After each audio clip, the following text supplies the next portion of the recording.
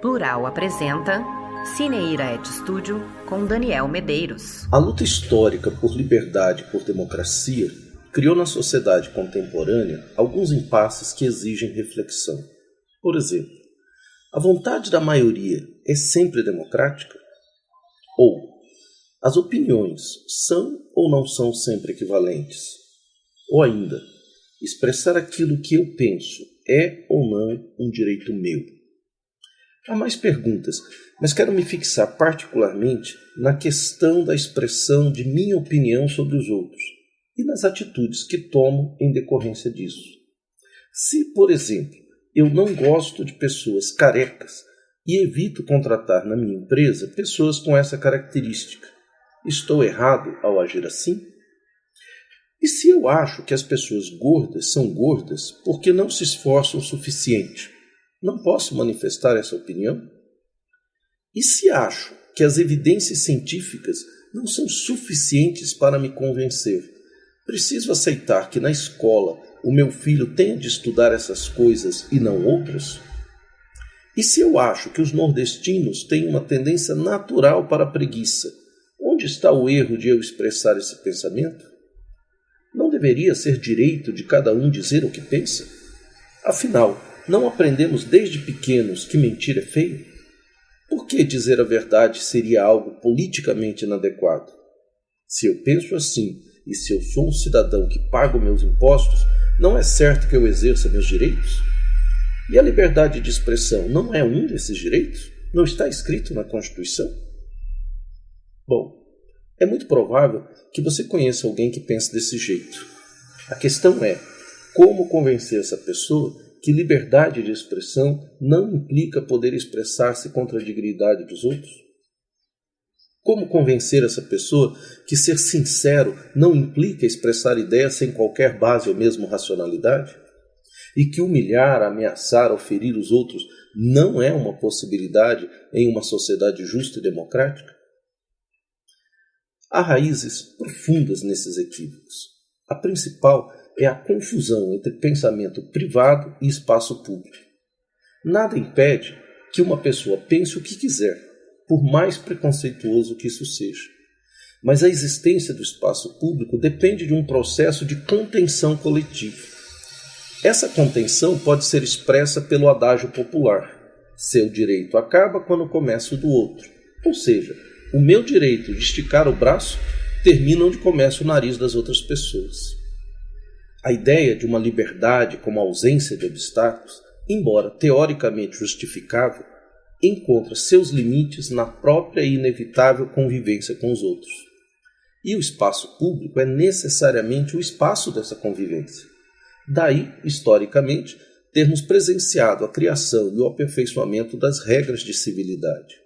Chama-se de civilizada uma sociedade que segue de maneira cotidiana essas regras, como uma cultura, um modo de vida.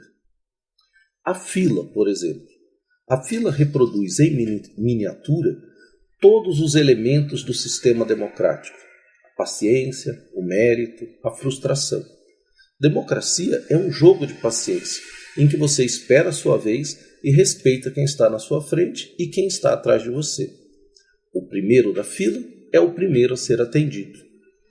Érico Veríssimo, em A Volta do Gato Preto, falando de sua experiência dos Estados Unidos lá pelos anos 50, afirma: essas filas são exemplos vivos da democracia norte-americana.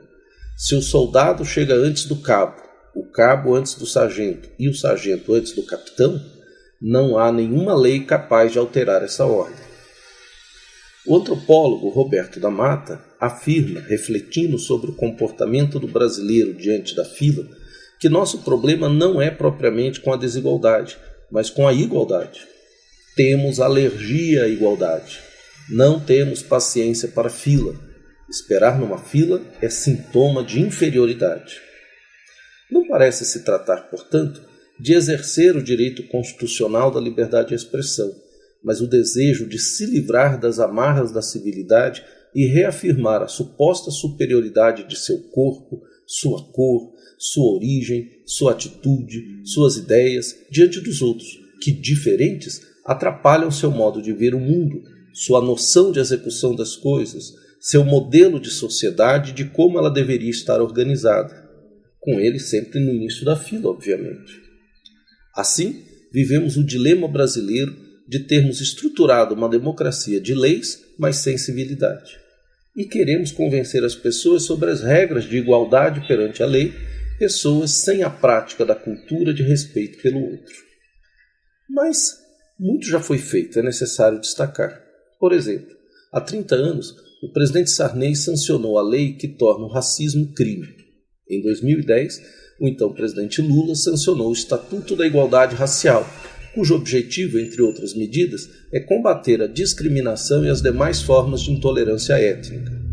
Tudo isso, no entanto, não é suficiente para sensibilizar o cidadão preconceituoso, que acha que se não gostar de negro, de gordo, de careca, de nordestino, de baixinho, de pobre, de LGBTs, do que for, é direito dele não só expressar o que pensa, mas de agir como achar mais conveniente, porque o mundo dele seria melhor se fosse como seu espelho e não como uma paisagem plural e colorida. Não será apenas a lei e a ação dos agentes públicos que poderão garantir a manutenção e expansão das civitas. É preciso preparar as futuras gerações para um mundo mais democrático e, portanto, mais tolerante e respeitoso. Essa é a tarefa mais urgente, e isso que torna claro o teor dos ataques que os profissionais de ensino, os pesquisadores, os artistas, as mídias sofrem atualmente. O cidadão preconceituoso percebe a fonte do risco e age contra ela.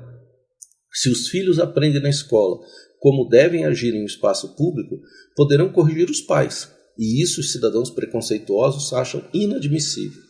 E o respeito pelos mais velhos? E a obediência aos pais, como é que fica?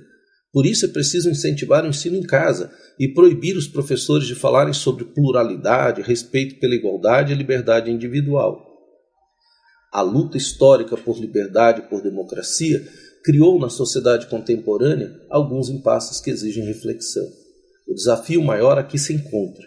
É preciso cuidar dos mais jovens contra a ignorância dos mais velhos, contra o preconceito dos mais velhos, contra a tradição de hierarquia, submissão e violência dos mais velhos. Só assim poderemos ter, no futuro, uma sociedade na qual o esforço da lei e a vontade das pessoas possam caminhar lado a lado, no esforço comum da construção de um espaço público democrático e mais fraterno. Cine Iraete Studio com Daniel Medeiros.